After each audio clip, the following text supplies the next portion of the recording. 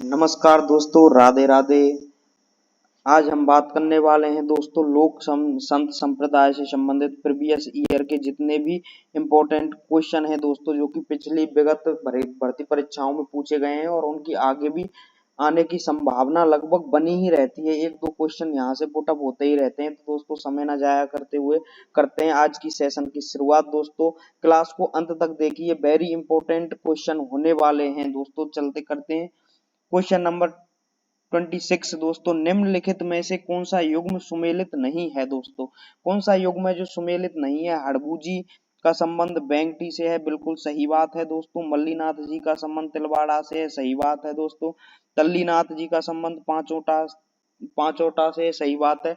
धन्ना जी का संबंध सिम्बुदड़ा से है दोस्तों, ये बिल्कुल गलत बात है, क्योंकि सिम्बुदड़ा का जो ग्रंथ है दोस्तों, उसका संबंध आ जाता है जसनाथ से। किससे आ जाता है दोस्तों?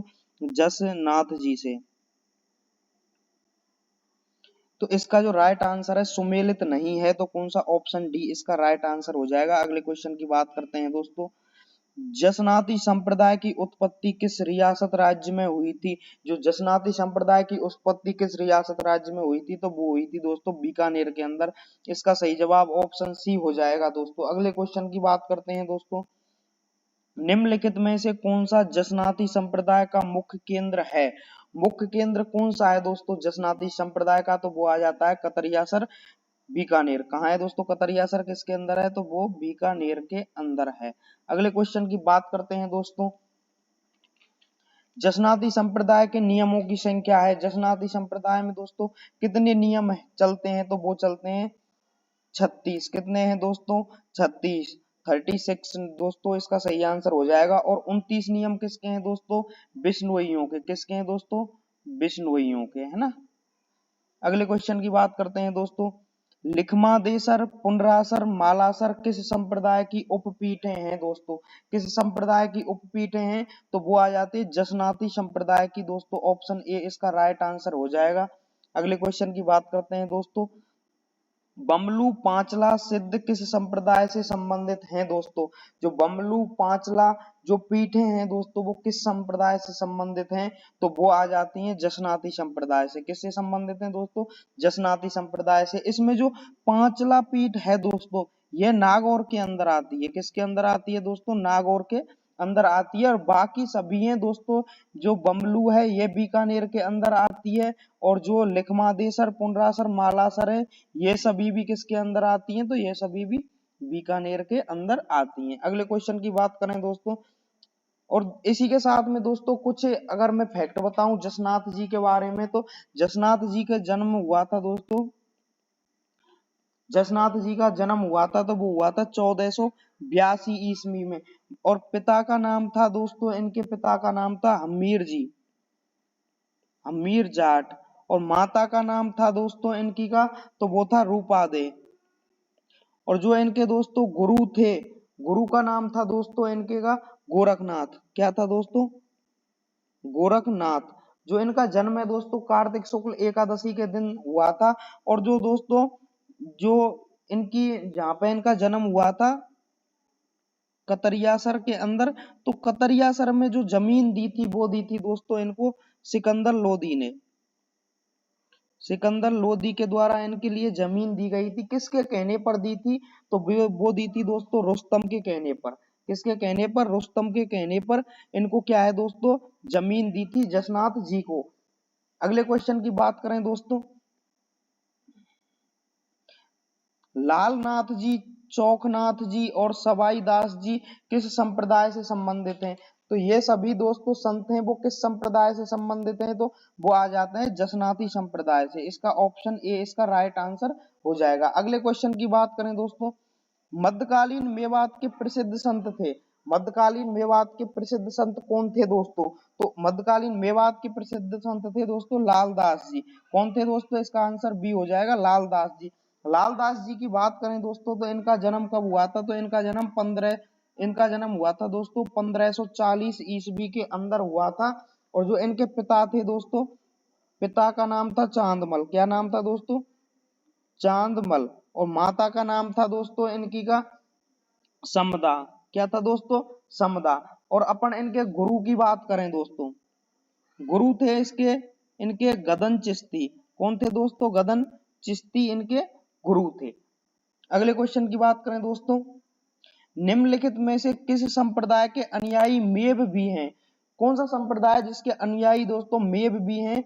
तो वो आ जाते हैं लालदासी संप्रदाय। ऑप्शन सी इसका राइट आंसर हो जाएगा क्वेश्चन नंबर 34 का। अगले क्वेश्चन की बात करें दोस्तों, धौलीधूप ग्राम किस संप्रदाय से संबंधित है? धौलीधूप ग्राम है दोस्तों किस संप्रदाय से संबंधित है? तो वो है लालदासी संप्रदाय से। किस संप्रदाय से संबंधित है दोस्तों? लालदासी संप्रदाय से। धौलीधूप किस जिले के अंदर आता है दोस्तों? तो धौलीधूप अलवर जिले के अंदर आता है। कि कहां पर आता है? अलवर जिले के अंदर। जो लालदास जी थे दोस्तों, लालदास जी थे, इनका यहाँ पे धौलीधूप के अंदर क्या हुआ था दोस्तों? जन्म हुआ था। अगले क्वेश्चन की बात करें दोस्तों, निम्नलिखित संतों में से कौन जन्म से मुसलमान था? कौन से संत हैं दोस्तों जो जन्म से मुसलमान थे? तो वो हैं हमारे लालदास जी। कौन है दोस्तों? लालदास जी, जो कि जन्म से मुसलमान थे। अगले क्वेश्चन की बात करें दोस्तों, निम्नलिखित में से कौन सा वैष्णव संप्रदाय नहीं है? कौन सा संप्रदाय दोस्तों जो वैष्णव संप्रदाय नहीं है? तो वो है लालदासी संप्रदाय। ऑप्शन डी इसका राइट आंसर हो जाएगा। अगले क्वेश्चन की चर्चा करें दोस्तों, संत लालदास डॉट डॉट डॉट के लिए अच्छी तरह से जाने जाते हैं। किसके लिए अच्छी तरह से जाने जाते हैं? तो संत लालदास जी हैं दोस्तों, वो सांप्रदायिक सद्भाव के लिए जाने जाते हैं। और एक अपने लोक देवता भी हैं जो सांप्रदायिक सद्भाव के लिए जाने जाते हैं, तो वो है रामदेव जी। और संतों में आ जाते हैं दोस्तों लालदास जी। क्यों सांप्रदायिक सद्भाव के लिए जाने जाते हैं? क्योंकि ये मुसलमान होते हुए भी इन्होंने खुद को राम भक्त बताया, राम भक्त बताया दोस्तों, और इन्होंने राम नाम से पुकारा है ना। तो इसलिए ये सांप्रदायिक सद्भाव के अच्छी तरह से जाने जाते हैं। इसका राइट आंसर ऑप्शन बी हो जाएगा। अगले क्वेश्चन की बात करें दोस्तों, नगला पीठ किस संप्रदाय से संबंधित है? जो नंगला पीठ है दोस्तों किस संप्रदाय से संबंधित है? तो वो है दोस्तों लालदासी संप्रदाय से। किस संप्रदाय से दोस्तों? नगला पीठ लालदासी संप्रदाय से। क्योंकि लालदास जी की मृत्यु कहां पर हुई थी दोस्तों? नगला पीठ के अंदर। और यह नगला पीठ है दोस्तों, ये कहां पर पड़ता है? ये भरतपुर के अंदर पड़ता है। यहाँ पे लालदास जी की क्या हुई थी दोस्तों? मृत्यु हुई थी, है ना। और दोस्तों जो लालदास जी हैं, मृत्यु तो यहाँ पे हुई थी दोस्तों, है ना, लालदास जी की। और यहीं पे इनकी प्रधान पीठ है दोस्तों। और जो इनकी समाधि की बात करें दोस्तों, लालदास जी की समाधि की अपन बात करें तो समाधि है दोस्तों इनकी नौगांव अलवर, शेरपुर गांव और नौगांव अलवर, अलवर के अंदर दोस्तों इनकी समाधि बनी हुई है। अगले क्वेश्चन की चर्चा करें दोस्तों, लालदासी संप्रदाय के संस्थापक का तीर्थ किस स्थान को माना जाता है? किस स्थान को माना जाता है? तो वो है दोस्तों नगला। नगला कहाँ पे? भरतपुर के अंदर है। यहीं पे इनकी क्या है दोस्तों? यहीं पे इनकी प्रधान पीठ है। अगले क्वेश्चन की चर्चा करें दोस्तों, चरणदासी संप्रदाय की प्रधान पीठ एवं संत चरणदास जी की समाधि कहाँ है?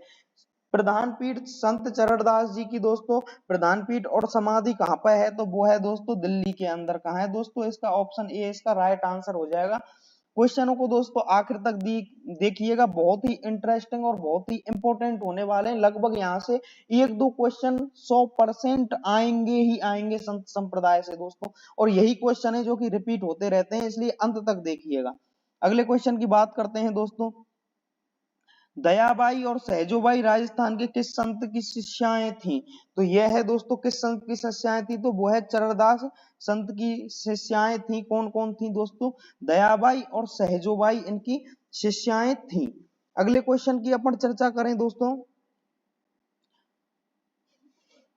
अगला क्वेश्चन है संत चरणदास राजस्थान के किस जिले से संबंधित हैं दोस्तों? किस जिले से संबंधित हैं? तो वो आ जाते हैं अलवर जिले से। संत चरणदास जी किस जिले से संबंधित हैं दोस्तों? अलवर जिले से। अगर इनके दोस्तों प्रारंभिक नाम की बात करें, जो संत चरणदास हैं जी हैं, इनके प्रारंभिक नाम की बात करें तो इनका नाम था दोस्तों रणजीत। क्या था दोस्तों? रणजीत इनका नाम था। और पिता का नाम था दोस्तों मुरलीधर। क्या नाम था? मुरलीधर। और इनकी माता का जो नाम था वो था कुंजो देवी। कुंजो देवी इनकी माता का नाम था दोस्तों, है ना। और जो अलवर के अंदर अपन बात करें तो अलवर के अंदर एक डेहरा नाम की जगह है दोस्तों, है ना। क्या है? डेहरा नाम की जगह है, वहां पे इनका जन्म हुआ था, है ना। और जो इनके एक अपन गुरु की भी बात कर लें तो गुरु आ जाते हैं सुखदेव मुनि। सुखदेव मुनि इनके क्या थे दोस्तों? गुरु थे। और इन्होंने एक भविष्यवाणी की थी दोस्तों, ये काफी जो इम्पोर्टेंट भी है, कई बार पूछ ले कि नादिर शाह के आक्रमण की भविष्यवाणी, नादिर शाह के आक्रमण की भविष्यवाणी।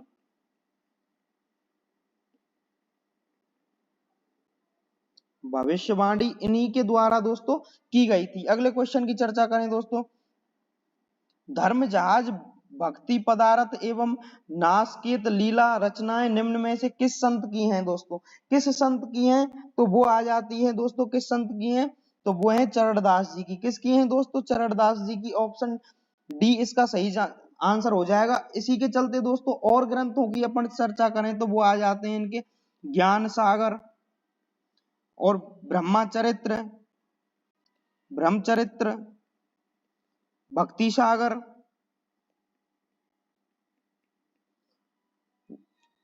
और एक है दोस्तों ज्ञान स्वरोदय।